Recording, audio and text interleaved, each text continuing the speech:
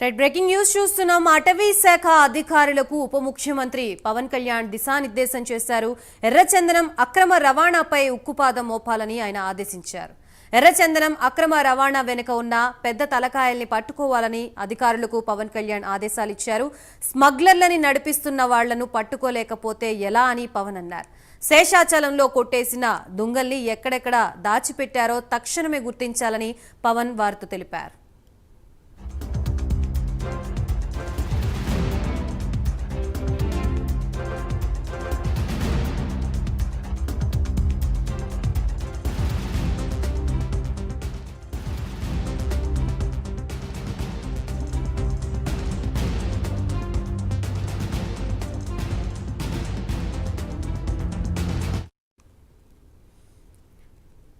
మొత్తంగా అటవీ శాఖ అధికారులకు ఉప ముఖ్యమంత్రి పవన్ కళ్యాణ్ దిశానిర్దేశం చేశారు. ఎర్రచందనం అక్రమ రవాణాపై ఉక్కుపాదం మోపాలి అంటూ కూడా ఆయన ఆదేశాలు జారీ చేసినట్లుగా తెలుస్తోంది. ప్రస్తుతం ఇదే అంశానికి సంబంధించి మనకి పూర్తి అప్డేట్స్ ఇవ్వడానికి మా ప్రతినిధి సాంబశివరావు సిద్ధంగా ఉన్నారు.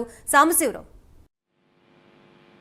మనం చూస్తున్నట్లయితే ఏదైతే ఎర్రచందనం స్మగ్లింగ్ సంబంధించి ఐకేటీ చర్యలు తీసుకోవాలంటూ కూడా పవన్ కళ్యాణ్ ఆదేశం చేసినట్టుగా తెలుస్తుంది. దీనికి సంబంధించి రంగంలోకి అధికారులు అయితే కూడా దిగినట్టుగా కూడా మనకు తెలుస్తోంది. ప్రణాళికాబద్ధంగా తనిఖీలు చేయాలని కూడా నిర్ణయించినట్టుగా వైఎస్ఆర్ కడప జిల్లా పోరుట్ల వృద్ధి జగనన్న కాలనీలో ఎర్రచందనం డంపు కేసు వివరాలు ఉప ముఖ్యమంత్రి అయితే పవన్ కళ్యాణ్ అయితే అడిగి కూడా తెలుసుకున్నట్టుగా మనకు సమాచారం ఉంటుంది. అదేవిధంగా మనం చూసుకున్నట్లయితే దూదేకుల భాష అహ్మద్ రఫీ, అరవోలు రఫీ, చెల్లబోయిన శివసాయిలు పోలీసులు కూడా దీనికి సంబంధించి అరెస్ట్ కూడా చేసినట్టుగా కూడా మనకు సమాచారం అవుతుంది. ముఖ్యంగా మనం చూస్తున్నట్లయితే స్మగ్లర్ లో నడిపిస్తున్న వాళ్ళని అర్జెంట్ గా పట్టుకోవాలంటూ కూడా పవన్ కళ్యాణ్ ఆదేశాలు చేయడం. ఈ రోజు జనసేన పార్టీ కార్యాలయంలో ఏదైతే అటవీ శాఖ అధికారులతో ఆయన సమీక్ష సమావేశం నిర్వహించారో ఆ శేషాచలం అడవుల్లో కొట్టేసిన దొంగలు ఎక్కడ దాచారో తక్షణమే కూడా గుర్తించాలంటూ కూడా ఈ యొక్క సమావేశంలో అధికారులకు చెప్పడం జరిగింది. అదేవిధంగా జిల్లాలు రాష్ట్రాలు దాటిపోతుంది అంటూ కూడా నిఘా వ్యవస్థ వైఫల్యాలను ఆయన తీవ్రంగా దుయ్యబట్టడం కూడా జరిగింది. అదేవిధంగా అటవీ శాఖ అధికారులతో ఏ విధంగా అరికట్టాలి, ఏ విధంగా మనం చేస్తే కనుక ఈ ఎర్రచందనం దొంగలు మరలా ఆంధ్రప్రదేశ్ రాష్ట్రంలో ఉంటాయని ఆలోచిస్తున్నారు. దానికి సంబంధించి అధికారులకు అయితే పూర్తిగా కూడా దిశ నిర్దేశం చేసినటువంటి పరిస్థితి. ముఖ్యంగా రవాణా వెనుకున్నటువంటి పెద్ద తలకాయల ఎవరో ముందు వారిని అదుపులో తీసుకోవాలంటూ కూడా ఆయన చెప్పడం జరిగింది.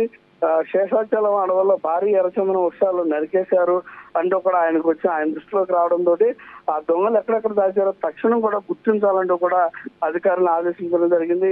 అదేవిధంగా కింగ్ ఫిషింగ్ ఎట్టి పరిస్థితుల్లో పిన్స్ అంటే మన పెద్ద తలకాయలు ఎవరైతే ఉన్నారో వాళ్ళందరినీ అర్జెంట్ గా పట్టుకుని పకడ్బందీగా కేసులు కూడా నమోదు చేయాలంటూ కూడా ఆయన ఆదేశాలు చేసినట్టు తెలిసింది. ఎన్ని కేసులు శిక్షలు పడ్డాయి, ఎన్ని కేసులు విరిగిపోయా కూడా వాటికి సంబంధించినటువంటి వివరాలు కూడా తెలియజేయాలంటూ కూడా పవన్ కళ్యాణ్ కూడా అధికారులను అడిగినట్టు కూడా తెలుస్తుంది. ఇతర ప్రాంతాల్లో ఉండిపోయినటువంటి చందన దొంగలు ఏవైతేనే వాటిని తిరిగి తెచ్చుకోవడానికి అయితే ప్రత్యేకంగా దృష్టి కూడా సారించాలంటూ కూడా ఈ యొక్క సమావేశంలో పవన్ కళ్యాణ్ చెప్పడం జరిగింది. ముఖ్యంగా మనం చూస్తున్నట్లయితే ఈ రోజున జరిగినటువంటి అటవీ శాఖ అధికారుల సమీక్ష సమావేశంలో పవన్ కళ్యాణ్ అయితే మాత్రం అధికారుల తీరుపై మాత్రం కొంత ఆగ్రహం కూడా వ్యక్తం చేసినట్టుగా కూడా మనకు తెలుస్తోంది. ఎందుకంటే ఎప్పటి నుంచో ఎర్రచందనం అనేది శేషాచలం అడవులు ఓన్లీ ఆంధ్రప్రదేశ్ లో మాత్రమే భారీగా లభ్యమయ్యేటటువంటి చెట్లు. అందులోనూ ఈ శేషాచలం అడవుల్లో లభించేటటువంటి ఎర్రచందనం ఏదైతే ఉందో ఈ ఎర్రచందనం కూడా చాలా అమూల్యమైనది. అన్ని చోట్ల కూడా లభించినటువంటి ఈ ఎర్రచందనం ఎక్కడున్నా సరే ఆంధ్ర రాష్ట్రం దాటి జిల్లాలు దాటి రాష్ట్రాలు దాటి ఎక్కడికి వెళ్ళినా సరే కంపల్సరీ తీసుకురావాలంటూ కూడా ఆదేశాలు గతంలో కూడా ఆయన చెప్పినటువంటి పరిస్థితి. దానిపైన ఎటువంటి చర్యలు తీసుకున్నారు, ఇప్పటి వరకు ఎంతమందిని అదుపులో తీసుకున్నారు, వారికి ఎటువంటి కేసులు ఉన్నాయి, ఇవన్నిటిని కూడా ఇప్పటి వరకు ఎందుకు బహిర్గతం చేయట్లేదు, వీటన్నిటినీ కూడా ఏ విధంగా మీరు ముందుకు తీసుకెళ్లదలుచుకున్నారని అధికారులను అడిగినటువంటి క్వశ్చన్లకి కొంతమంది అయితే అధికారులు అయితే నీళ్లు నమ్మలేటువంటి పరిస్థితి కూడా అక్కడ కనబడిందని మనకు తెలుస్తోంది. ముఖ్యంగా ఏదైతే ఇక మీదట కూడా ఎక్కడ కూడా చూచాయిగా కూడా కను రెప్ప మూసే పాటును వెళ్ళిపోయేటటువంటి స్మగ్లింగ్ వ్యవహారం పక్కా తనిఖీలతోటి అందరినీ అరెస్ట్ చేసి శిక్షలు పడే విధంగా కూడా జైలుకి పంపించే విధంగా కూడా చర్యలు తీసుకోవాలంటూ తనిఖీ కేంద్రాల వద్ద గట్టి నిఘా ఉండాలి. ఏదైతే అధికారులు ఉన్నారో అక్కడ తనిఖీ నిఘా అయిన తర్వాత ఈ సమర్థులైనటువంటి అధికారులు కూడా నియమించాలంటూ కూడా ఆదేశాలు ఇచ్చినట్టుగా తెలుస్తుంది.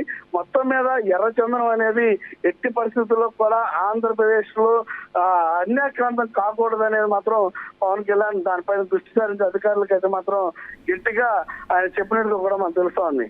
Right, thank you Sambasivarao.